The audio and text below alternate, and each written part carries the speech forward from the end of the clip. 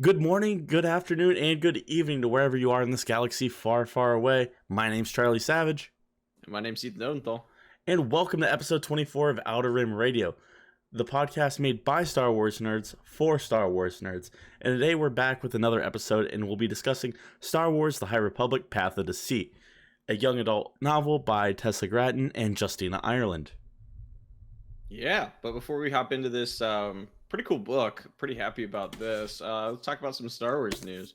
Which, yeah, Charlie's showing off the cover there. It's actually which very you can pretty. see if you're on video. Yeah. But if you're on audio, I recommend you look it up because, well, just read this book. We'll talk about it in a second, but look it up. We both It's a love really the book. cover. Yeah, but let's hop into some news real quick. It's actually some fun news rather than just pure speculation. So let's hop into it, Charlie. Yeah, turns out I was right. It's not called Heir to the Empire. That was another thing. I didn't want to include like a whole article for that, but shocker. Because last week I kind of included that just to like complain that people will just cite whatever. In the Whatever. fandom. Someone has cited Star Wars Theory as like a source for something, where he just Kind of vaguely an claimed to know people that know George Lucas and they don't like something that he doesn't like. And I was like, okay, it's getting out of hand here. But some very wholesome news. There was an interview done with Mary Elizabeth Winstead, and she went on a podcast and went and talked about how Ewan McGregor kind of gave her advice for navigating the Star Wars fandom. But it was mostly just wholesome and stuff. And he said when he found out, he was just so happy and excited for me. He really was. He's just like, there's nothing else but like being embraced by this community and being a part of it. It's such a special thing. And I just thought that was really cute. If you don't know who Mary Elizabeth Winstead is, for context, that's Ahsoka in the live action. Hera, you mean? Oh, yeah, thank you. Sorry. So that's Rosario Dawson.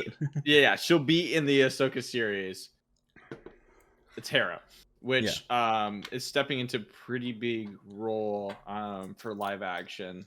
So yeah. I'm pretty excited to see that. But yeah, I'm really hopeful that, I think the key word here is like, there's nothing like being embraced by this community. I think there just has to be a weekly segment for us, Charlie, where we complain about other like toxic Star Wars fans. Yeah, the Fandom Menace hour. the Fandom Menace. And I really, that'll be our segment, the Fandom Menace. I really hope she's embraced as much as Rosario Dawson is, because this is a character that, like, if you're really into the Star Wars cartoons, really into Rebels, like, Hera's super important. I mean, Hera's been in other iterations other than just that, but I'm very hopeful. Yeah, I'm super excited for her, and I can't wait to see, because obviously she's a fantastic actress. So yeah, absolutely. Well, more fun news, Charlie. Yes, my weekly excuse to bring up Temuera Morrison is that apparently he's coming back to play a very old, grizzled Captain Rex, which I'm so happy, and I'm also wondering when are all the clones going to die, because they were already old in Rebels, and that was... Yeah, we won't talk about that. I don't want to get sad. I'm just excited Tim's got a new role. He's moving around. He's doing his thing. Yeah. But now he can't just drop the tell them Boba Fett sent you line. Yeah. So we're going to have to visit. Too much. I'm going to have to go to New Zealand and say that. Do you think I'll get held up at customs for that? Boba Fett, bro. Like, do you think they'll think I'm delusional? Probably. I mean, they're dealing with all the raving. Well, probably not anymore. And I don't even know if they've opened up, because that's originally where my wife and I were going to go for our honeymoon, was there. I don't know if they've opened up their borders from COVID yet. I'll ask Leo. I imagine somewhat. Yeah. Well, cool. Yeah, I'm super excited to see Tim in something new. It'll be cool to see him do more live action. Although, Boba Fett was great, but I'm excited that they're using him for his full capacity here, and he'll get to actually probably play a character that's supposed to be his age. I knew it drew up a lot of people nuts that he was trying to be a character much younger than he was, and it just looked like Boba Fett was 80 years old at the time. So roasted. Not his fault. That's just Hollywood magic, bro. Yeah. Well, let's talk about some more interesting news. Let's talk about Mark Hamill. Let's talk about Luke. Yeah, they were talking. He got interviewed and they asked him about stuff, and he mentioned this like everything's discretionary. He's like, with Lucasfilm, I can't say whether I am or I am not involved in stuff. But he said people say, "Oh, wow, you're going to be able to do a whole series of Luke post Return of the Jedi," and I said, "I don't think so. First of all, they don't need to tell those stories, but if they do, they can just get an age-appropriate actor." Which, God, that's so bittersweet. I hate that. Yeah, but we don't need to make Mark run around. No, he's don't a need great deep point. fake Mark to run around. People got mad when they recast Solo, but it was like it would have been real weird if they were like, "Guys, we're gonna deep fake Harrison Ford in 20." Oh, I mean, look at how that just went with his new movie, the new Indiana Jones. Well, I mean, I guess we'll see when I see it, but yeah, there's very mixed opinions. I mean, it's just not a good look. I think I'm really happy with his involvement not being zero. You know what I mean? But it's just sad. It makes me sad. But I get it. It hurts me, Charlie, and here's why. I'm still so bitter about the sequels, because just as you have your excuse to bring in Tim, I have my excuse to complain about the sequels. And he talked a lot about how he was kind of giving up that character, and it was at times he was feeling like, yeah, this isn't the Luke I played, but this is the Luke you wrote, and that's what I'm being paid to be, is what you paid me. Yeah. What you wrote. It may not be who I think Luke is, but that's my responsibility as the actor. And I think that's kind of, to me, that feels inseparable from his comments here. And obviously I'm not Mark, so I'm not in his head, but at a certain point, I feel like he's had to let go enough in the past that it is basically a feeling of, yeah, after what they did, I don't know what they're going to try to do with Luke post Return of the Jedi. Like, we'll just see. And I agree, they should do age appropriate actor, because post Return of the Jedi, this is in what was used to be canon. We knew this was the most powerful Luke that there was. Yeah. I mean, I'll talk about the Jason Solo books almost every other podcast, but he is crazy strong in those books. I mean, I think he is the Grand Master of the Jedi Order. I don't even know what you got in your hands there, Charlie, but I'm going to keep tiny my little zip tie. Don't worry about it. Okay, fair enough. It's like something that came around with like a mic cord. It's a little wire. Charlie's just out here getting distracted like a child. But you know what? Before it's probably good. Charlie's just preventing me from going into this huge rant about the sequel. Yeah, let's just not do that. Yeah, let's not.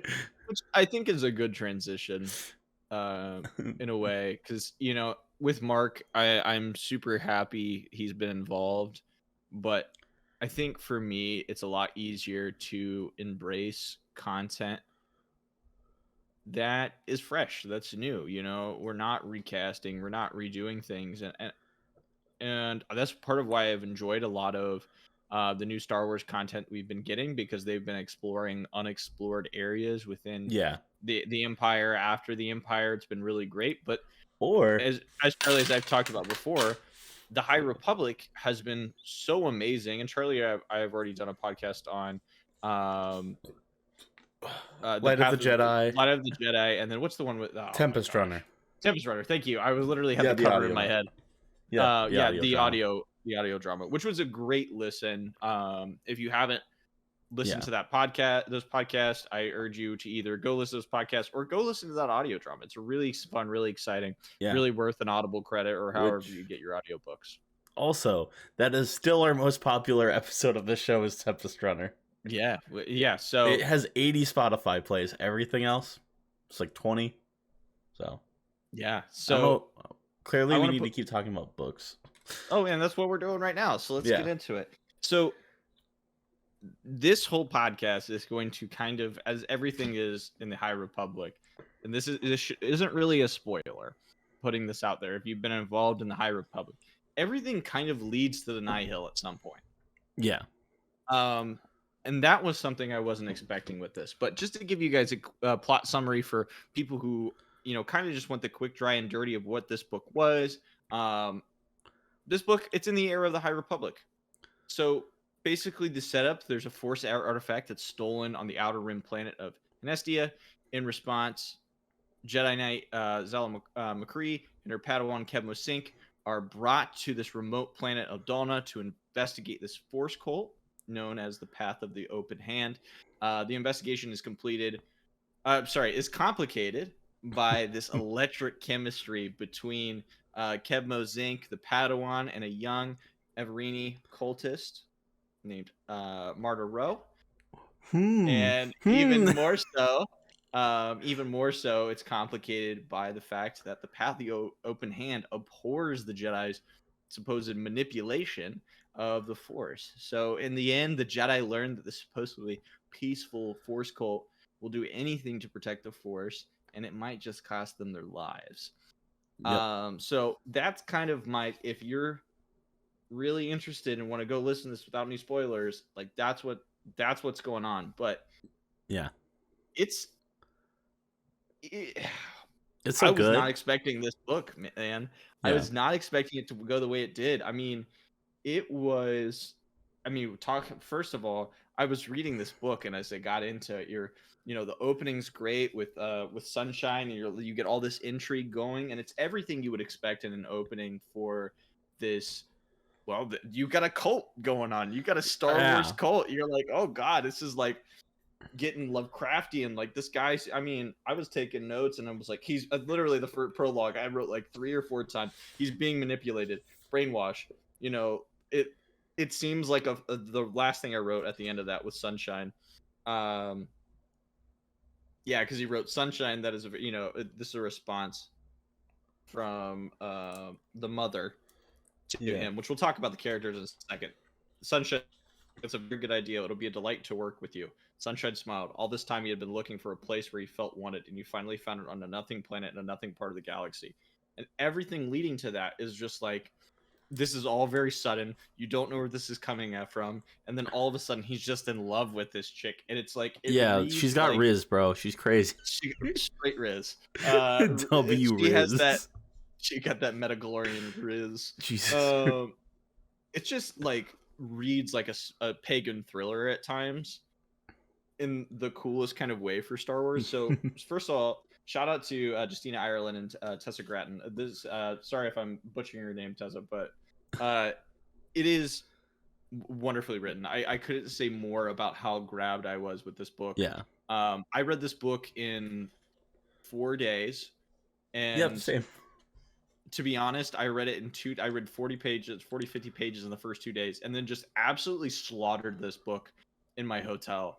It was a heck of a read. I was so happy with this, and it just had so much to say that I wasn't expecting. I mean, I love young adult.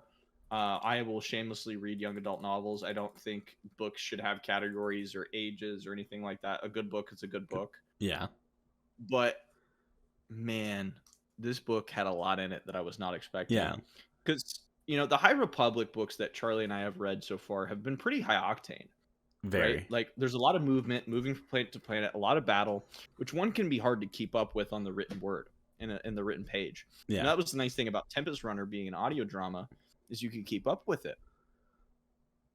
But with this book, we're on one planet where it's all about the intrigue, the relationships, building out characters, and as we'll talk about in a bit, basically building out lore to what the High Republic will be in 150 years during Phase 1. It does so much good establishing, and it's written in a way where I'm like, there's a reason why the book is the medium for this. Yeah, 100%. It works to its strengths as like, in terms of them, like in their writing skill, where it like, I've read stuff where I'm like, this could have been a show, or this could have been a movie, where I read this and I'm like, this does it so well that I genuinely think that it being in the book in like young adult novel format is like perfect for it. Like, everything feels like it just fits. Yeah, and I even more so, I'm glad I read this in print and not in audio. And we'll get to here in a second. And I know you did both, a little bit of both, right? Yeah, because I Uh, basically read like the first like 60 pages. I did that with the audiobook, but I was taking notes while I was doing it and mostly getting myself familiar with all the characters and making sure I was getting everything right. And then I would go back and forth between reading normally and then with the audiobook because I was just working. So yeah, which I mean, you'll pull different things out of that.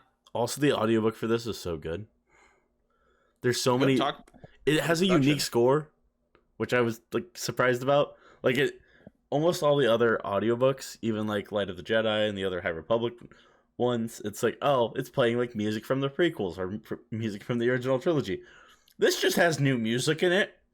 No explanation. I don't know where I can find any of it. It's great, but there's like sound effects for so much stuff. I love the whatever woman did the narration. She did a fantastic job. And there's just like everything, especially like when they got to the fight scene.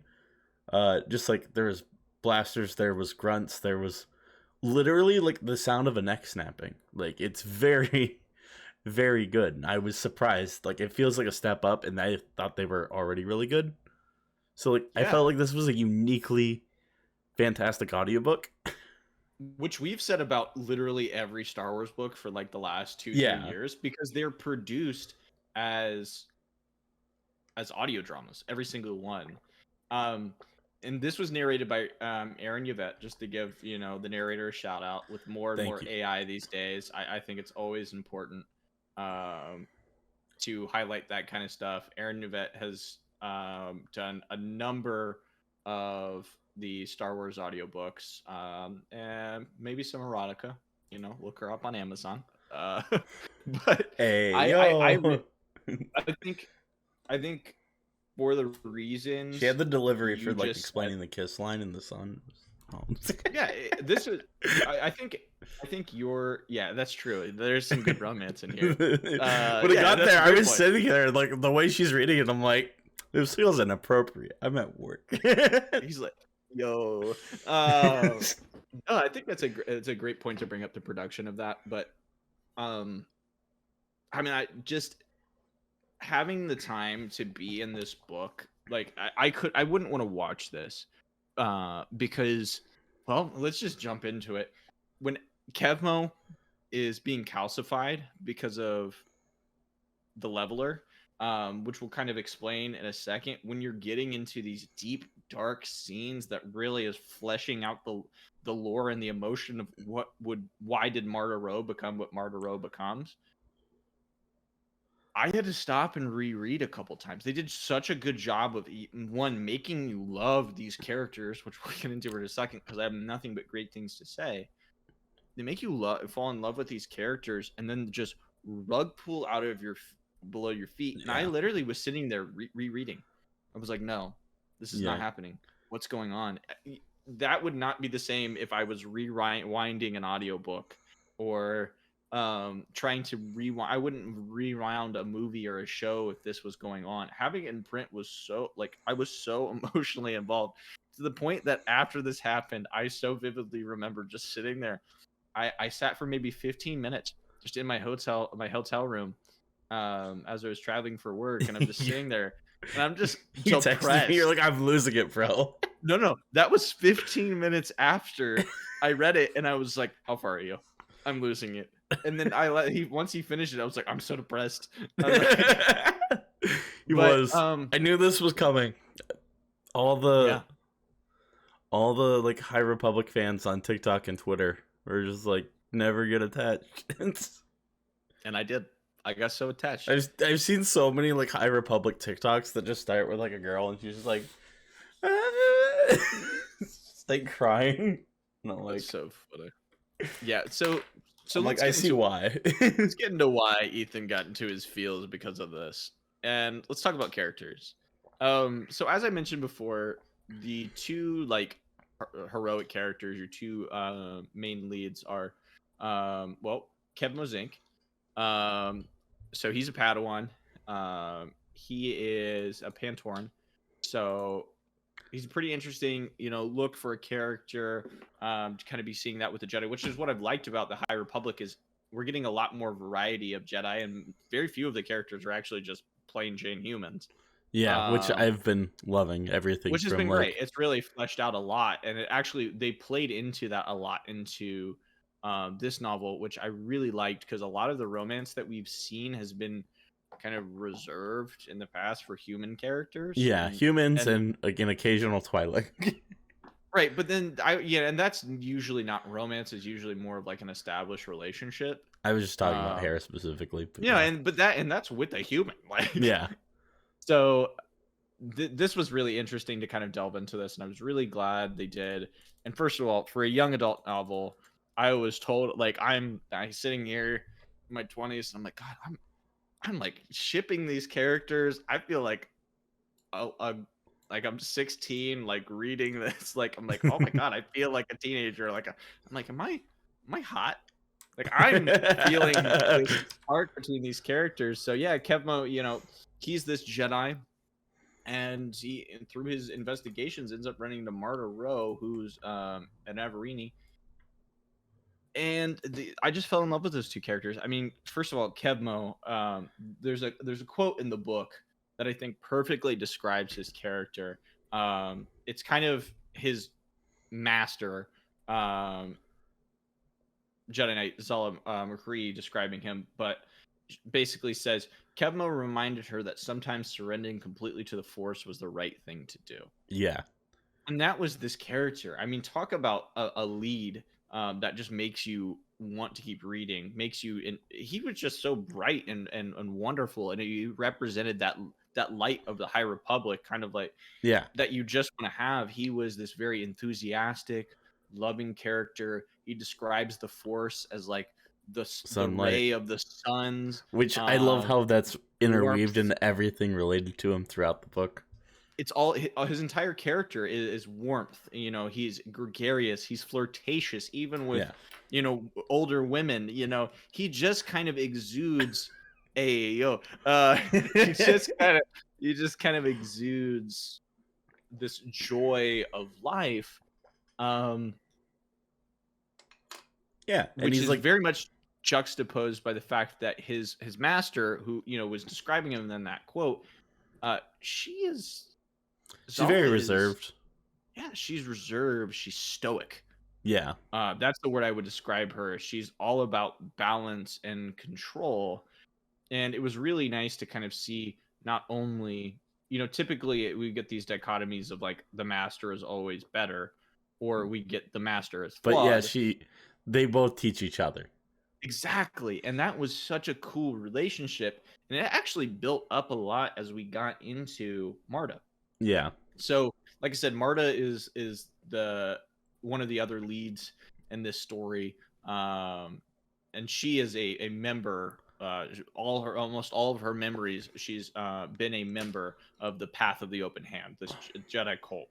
And this Jedi cult, they basically believe no one you want to be a part of the Force, live in harmony with the Force, but you cannot manipulate it. Yeah, which I was joking with Odie when we were reading it. I was like, they're just an Amish cult in space. Yeah, they're Mennonites like out here, which Charlie and I, where we live, that's a very like vivid description, but it's very right. Like, yeah, because for those of you who may not live in like the Midwest in the United States, or even America, yeah, basically they are these like super, like, I guess fundamentalist Christians, like Protestants or whatever, who left Europe, and then they like tried to abstain from larger parts of society, and they basically haven't advanced at all from the 1700s. Yeah, for the most part, except there's like 100 different groups, and they all have different rules, and they're like, which is like a funny thing to learn. There's like, you can go on like Wikipedia, and there's like a spreadsheet basically of like certain rules. They're like, okay, yeah, but this group allows refrigerators, and this group allows washing machines, and this group will they have one phone in their community in case any needs an ambulance, or it's like they'll take rides, but they won't drive cars or get licenses, and it's like, Yeah, and it's a very apt description because like kind of everybody on Donna knows who these people are. They've experienced them. They might be a little annoyed. They might be okay with them. They might actually support them.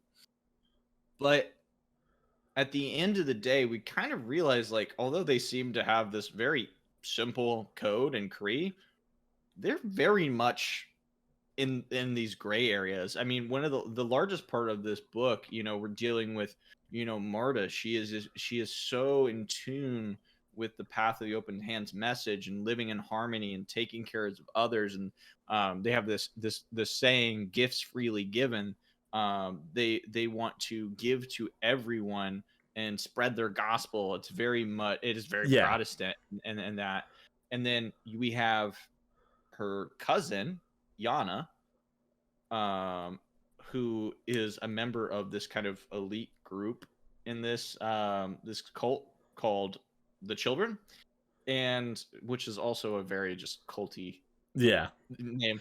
It's so For culty all the time. Like there were just times where I'm like reading the book and I'm like, it's fucking classic cult shit right now. yeah, like it seemed, and that was Lying, what was good manipulating, gaslighting, like it's everywhere. because you were questioning it at times because you're like, oh, these are really good characters, and then you're like, but you're still in the back of your head like, yeah, this is a little bit creepy.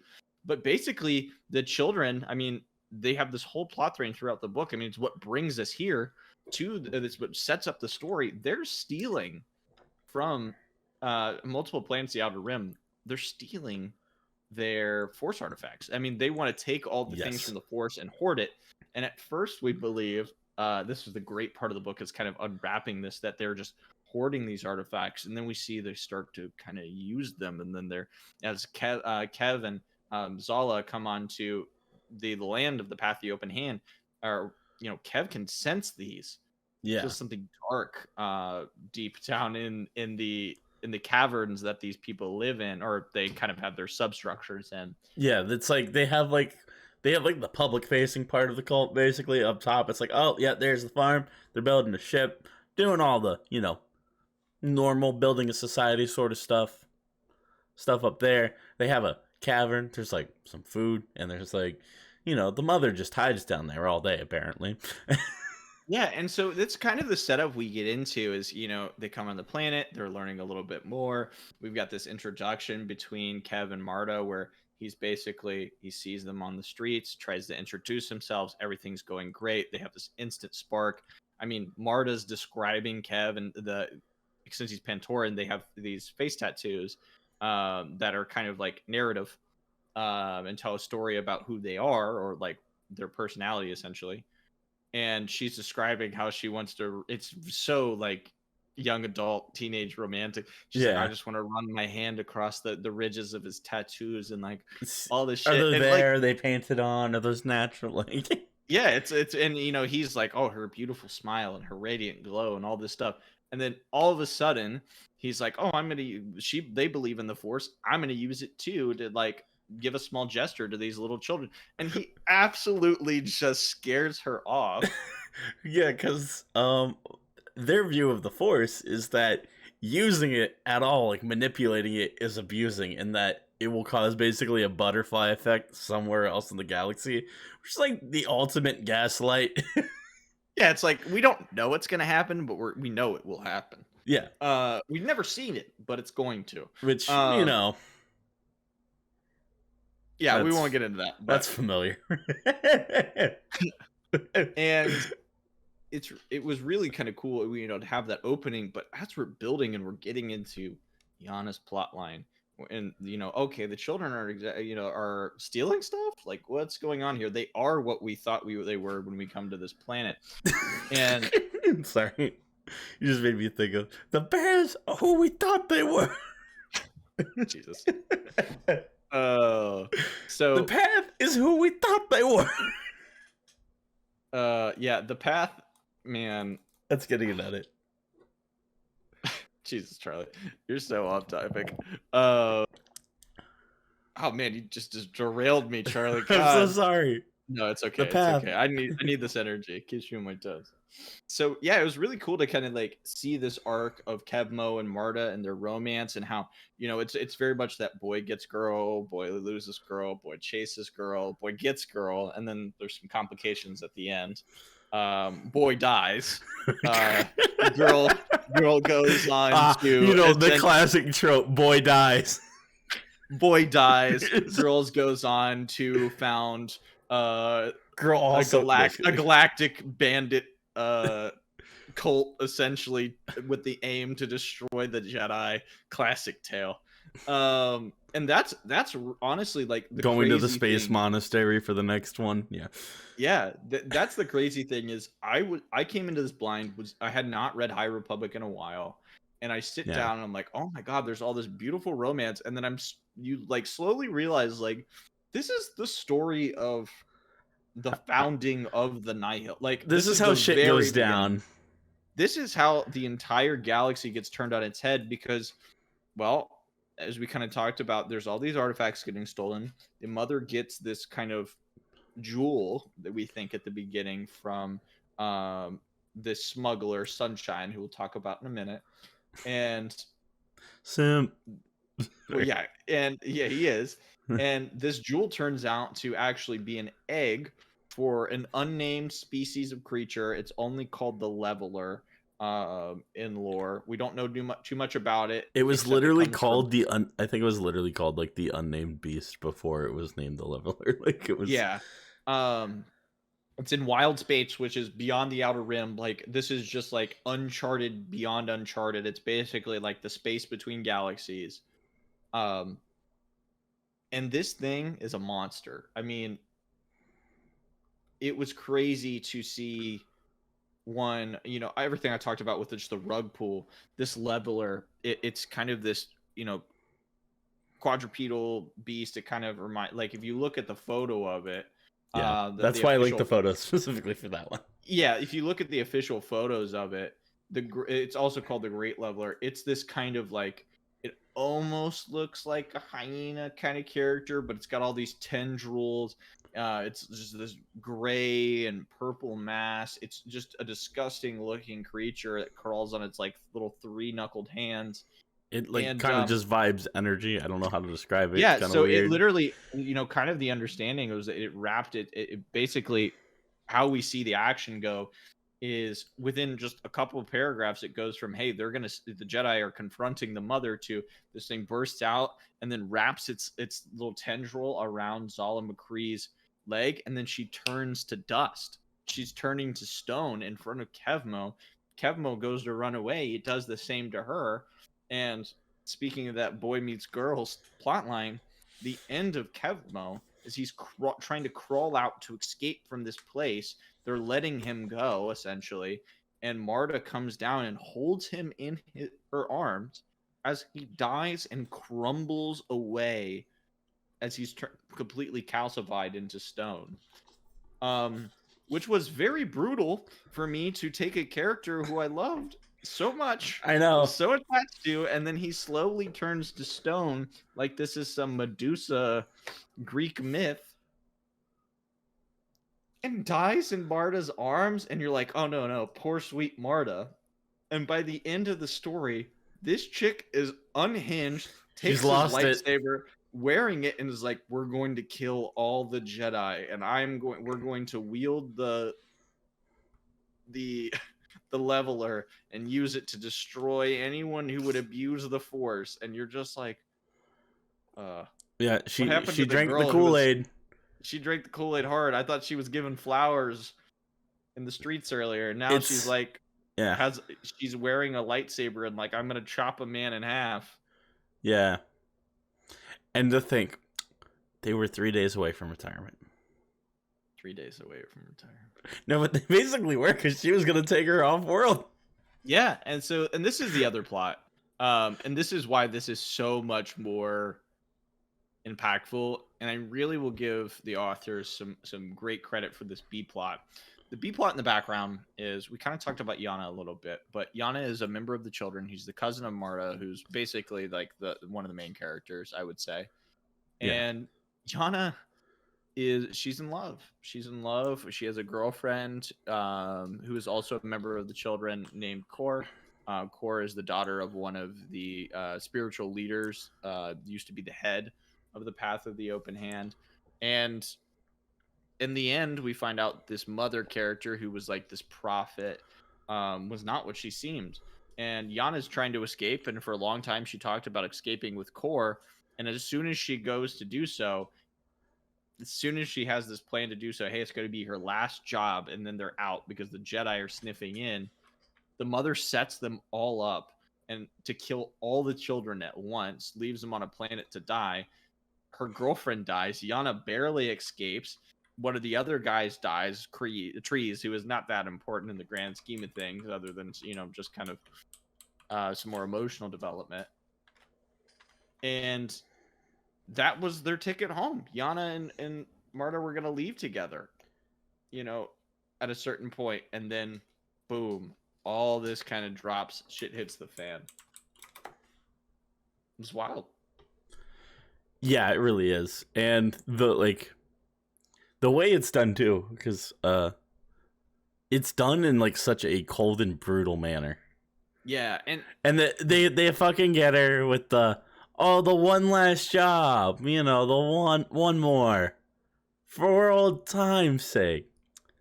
That fucking you shit. promised this was our deal, and I really wasn't thinking about it when it happened. And I like to think I'm a pretty attuned reader. I'm pretty suspect. I'm unfortunately the kind of guy who's like yelling at the TV, not yelling, but who's like sitting at the TV screen and be like, don't do it. Don't walk in that room. What's wrong with you? And I was like, oh, I wonder what's going to happen. Are they going to get this? Yeah, I was like, oh, is this another powerful artifact? What's going on? Right. And then all of a sudden it's like, nope, it was a setup. And it's a setup. I never trusted the mother from the beginning. And part of that is because she's called the Mother. She has this culty name from the very beginning, unlike the Herald. You're like, okay, this guy seems like a religious leader. The Mother is just like, I'm the leader of all these people. I superseded all the structure that was here before. She's just a demagogue, like. Yeah, exactly. And she's force sensitive. And basically, yes, the visions. She's a low-level force wielder, but she's more than anything just manipulates this entire cult to her ends, which they don't get into this book. In this book, what her goals, what her purpose is, but she basically is just setting up everyone, and everyone dying is a result of her. Yeah, start to finish. And it continues for several books. That much I know. So, first of all, I want to say about this character, she is so great to hate. Yeah, she is. Which is a very good sign for a villain. So, I'm very excited for us to read more High Republic, to talk about it more. But, man, it's just, she is just pulling you left and right, hurting people you love, you begin to love and you get attached to. So, and that was one of the things I really loved about this book was the characterization.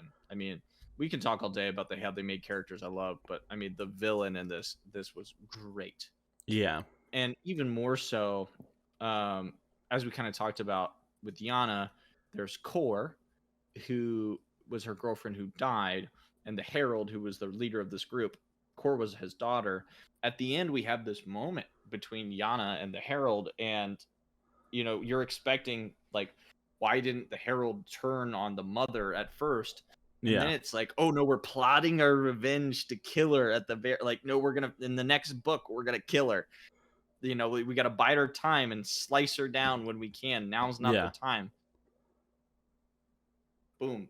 Start to finish, I was just not wanting to put down this book, man. I was not. The book was ending. I'm like, I can't do it. I know there's only so many pages left, but there's got to be one more. There's got to be one more.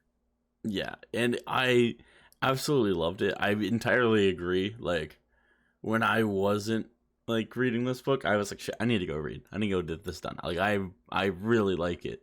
Like, not only did I want to read it because, we're doing a podcast about it, but I was legitimately like, okay, I've read like 80 pages today. Let me see if I can get like 30 more in before bed.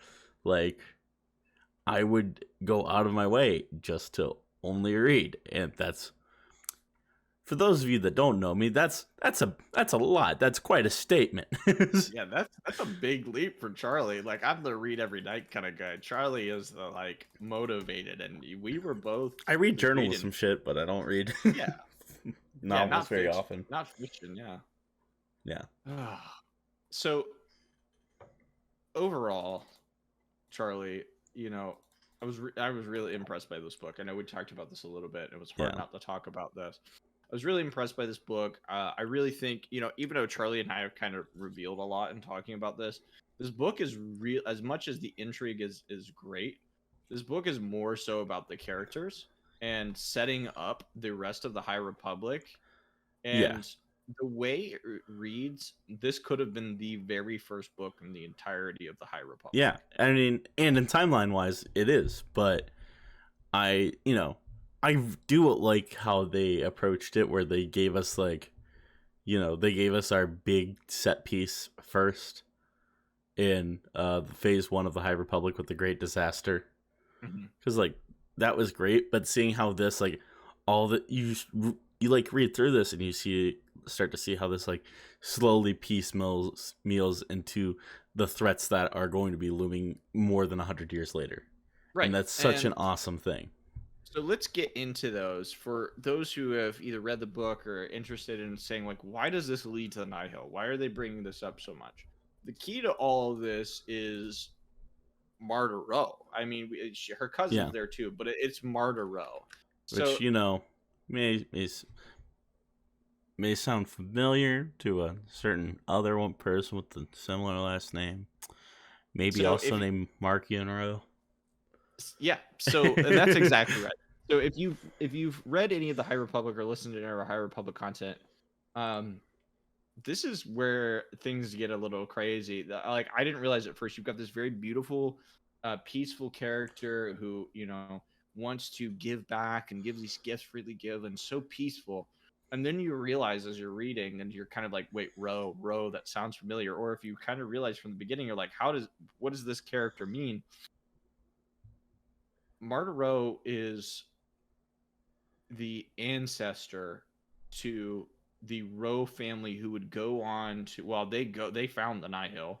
They're gonna found this place called, I think it's like the Path of the Closed Fist. Yeah, that'll be that becomes the Nihil. And the Nihil are, if you're not familiar, we kind of already mentioned before, they're these kind of like marauders that go across. They're space Vikings. It's awesome. Yeah, they're space Vikings. It's a great way to describe that. And going from this peaceful character who wants to destroy the Jedi to essentially these like space Vikings, bandits, almost like Fallout kind of vibes with these bandits. And it was so crazy to watch this character go from that to realizing how she could go on to be the ancestor of Martian Row, who in phase 2 is basically the head of the Nihil. Yeah. Which the son of Asgar Row, it just all like, oh, how do we get these marauders from this? Yeah, and that's what I love, is that this isn't disconnected. That's like everything in Star Wars is always connected, but like establishing a threat with like a looming mystery, and then in sequence 2 providing the lore like this is doing, but also while telling unique stories that like should be told on just like on this personal level that this book kind of is so fantastic. Yeah, it's a great story with actual tangible results through the Star Wars timeline. This affects a lot that's going to happen, and in many ways that we can say it's worth the read because of that, because of this setup and getting to learn that, and that can be your pool. But for me, Charlie, I was just absolutely in love with the writing, absolutely in love with these characters. I love the way this book unfolded. Yes. And it was just such a fun read. I mean, we got to know a little bit more about everything that was going to lead up into the future with the Row family, with the books that are in the rest of this current phase, with the Mother and the Path of the Open Hand. mean, even getting into a little bit more of setting up uh, some next books with Aslan, who we haven't really talked about. Yeah, go on. So basically, Aslan, he's kind of this Jedi that starts in the beginning. He's kind of this ally of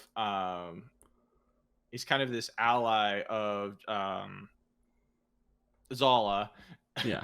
Blanked on his for a second. Kevo and Zala, yeah. Kevo and Zala, and he's kind of appearing at the beginning of this, and at the end, he's actually investigating this. Yeah, because he's like, they're like, hey, have you heard from them? He's like, no. But they're like, can you like, you think you should check on them? He's like, wait, did she like not call in? He's like, no, they didn't call in. So he's like, I guess I gotta go, because he knows that if Zala doesn't call in, then he knows something's really wrong. Right. So this is what's cool is you kind of like in the book here, and you're like, oh, there's not only do we know some things are going to happen with the Path of the Open Hand, but Aslan is going to be the one. Aslan Rel is going to be the one looking into this, and well, that's kind of some next books that we're gonna be looking at. So, and then he just goes through and is like trying to piece together what happens. Obviously, we know, but watching him try to piece it together, I'm like, oh shit. Yeah, even it's further solidifying the horror of what you just watched of two characters being turned to stone. Which, if you've ever seen that in Star Wars, let me know. And this isn't just, hey, you can do anything with the dark side of the Force kind of stuff. I know some people complain about that. Like you could do anything with the Force. Well, now that you bring it up, in Rebels, they go to that planet that Darth Maul was on for the Twilight Apprentice arc. Mm. And then all those Jedi and Sith were turned to stone. I never thought about this. Did we ever get an explanation for that? That's just what that super weapon was on that planet. Oh. And we have that set piece. But you're like, did that ever happen? I was like, oh shit, it did. It did. Yeah, that's okay. I totally forgot about that. Yeah. I did too until you just said that. And I was like, there's super weapon, and then there's this thing that just sprung out of an egg, and then turned from this little baby worm into this like just scratching on, sucking the life out of a Jedi. It crumbles to stone in front of her, or her young. Yeah, the only other time is also still stuff in the High Republic. I don't want to spoil. Yeah, which comes later on. So Yeah. Well, cool. Charlie, what else we got to say about this other than our final thoughts? Yeah, I'm trying to think. Also, I want to like talk about how good the introduction to the Jedi was actually, where it's just them kind of just like hurting animals basically. Yeah. Like that was such a good establishing shot, and it was done so wonderfully where I sufficiently as a non-reader had a very good vision in my head of what was happening. And I was also getting very like heavy Treasure Planet vibes with like, when he's like on the, he's literally on like a snow, it's like a snowboard. Yeah, the paraglider basically snowboard thing where it's like, yeah, I'm getting like a similar vision in my head, like knowing that this was different. Totally, but where he's just like in the movie, he's in Treasure Planet, he's flying around. It's great. Yeah, that's a great point, and that's actually kind of set up for me. This was totally not intentional on their part, I assume, but that did actually make me. I thought about that, and that kind of viewed how I saw Kevmo in my head as a character. He was just similar. A blue version of of the main character from Treasure Planet. So yeah. Oh, that's hilarious. Yeah, I'm glad we both made the same connection. That's awesome. I love that. Which it's not a bad thing to say that, because this was very vivid writing, as Charlie's saying, and I really have been enjoying the High Republic, because if you haven't read any, I would really encourage you to, even if you're a non-reader, because not only are there some really cool stuff happening in the lore that's really impactful, that you're seeing new things with the Force and the Jedi, but it's just really well written. It's really vivid. You can really see these characters. And I mean, if you're not going to be so into the reading and buying the physical book, you have the option of just getting these books as audiobooks, and they're not Yeah. just audiobooks, as Charlie can attest to, and he did earlier in this podcast, and we have in other podcasts about the High Republic. These are just audio dramas, just straight Yeah. up. The It's like a production's radio so show. good. Yeah. So if you haven't read any of this, I would really urge you guys to read The Path of Deceit and then jump into Yeah.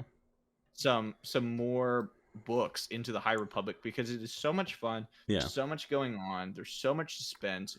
It's not just set in that usual, hey, we're in the Empire. Hey, we're in this background. It's completely Hey, we're new setting fighting for everybody. separatists. Yeah. Exactly. It's a new setting for everybody. And if you want that and you really want to deal with what you think the philosophies of the Force are and what it could be like, and really building out the species in Star Wars, or you just want to have a good time and delve into a fantasy book that's easy to read, really fun, high on intrigue, high on action, almost every High Republic book, definitely including The Path of Deceit, can do that for you. That was incredibly well said. Yeah. Well, cool, Charlie. Well, now that we're getting back into books, I mean, do you want to kind of give our quick little book reviews, give a shot at it? Yeah, I mean, you're gonna have yours, and I'm just gonna have to go with mine.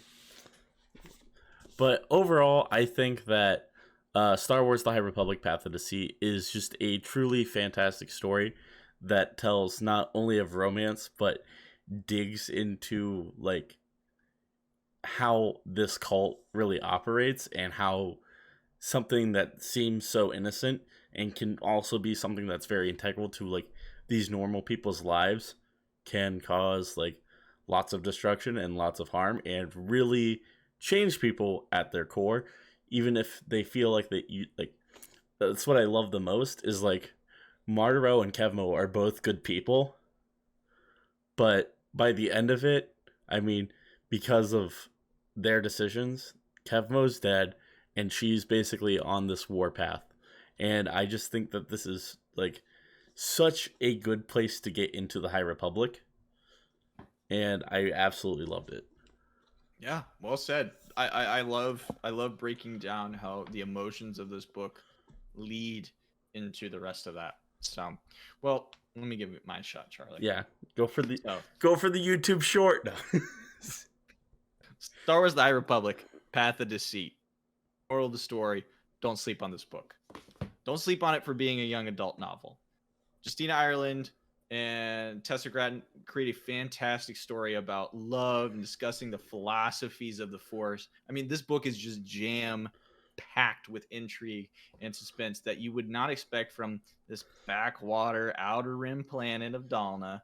I mean, dude, Star Wars: The Path of Deceit, it not only delivers on this great romance story between Kev and Marta, but it's delivering on everything you would expect from a Force cult being here and more. The ending, I mean, it just absolutely broke my heart, and in the best possible way. Might have been a little bit depressed, might have been in bed on this one, but it was so interesting to see the events that would break Martiro, lead to her family, founding what would become the Nihil in the High Republic. I just could not put this book down, and if you pick up a copy, I promise you, it will be hard for you to do the same. For me, 8 out of 10, must read. Fantastic job. Thanks, Charlie. I love it. Yeah, this is like, it's so hard to try to give the, and that's kind of a fun thing to do, is like, how can we talk about this in a minute of how good this book is? And this is the challenge of TikTok. I mean, even if that's not the purpose, like I like saying, hey, let's give a quick review to this, because certainly we can talk for 45 minutes, an hour 15 minutes about how great this book is, but when it comes down to brass tacks, you cannot sleep on this book. Yeah, there's so many things that we could just tell you from the get-go, from the gate. It's going to hit you with philosophy, intrigue, exploring the Force, watching the path of these two great people just utterly diverge. Yeah, this is the best Star Wars book I've read so far. In the High Republic, I liked it more than Path of the Jedi. I liked it more than Tempest Runner, and those were amazing books. Yeah. I still love Light of the Jedi. Still. Yeah, Light of the Jedi was great. It was awesome. Yeah. But I loved how localized this story was. It's something we Yeah. don't get a lot of in I Star do think Wars. it's stronger for that. Yeah, 100%. Yeah. I think I still got the feelings for the High Republic, or well, I mean we both do. Light of the Jedi, solely just because it was just like the establishment of the era, and I don't think it could have been done better. No. But No, I'm also like I don't think this could have been done better either. So No, 100%. I mean, Well, it's fantastic art. Yeah. Well, on that note, Charlie, I think we hit everything we can. Can't draw blood from a stone. I think we're there, man. I agree. So, everybody, thanks so much for tuning in from all across the galaxy. If you like the episode, please feel free to share with a friend. Please feel free to subscribe to the podcast wherever you get your podcast from. If you want to interact with us, help us make the show even better, consider interacting with us on our Discord or on our Twitter. Links could be in the show notes or the description wherever you get this video or audio. What am I talking about? Our podcast. Audio podcast. But yeah, once again, thanks so much for tuning in. Goodbye, and may the force be with you. And may the force be with you.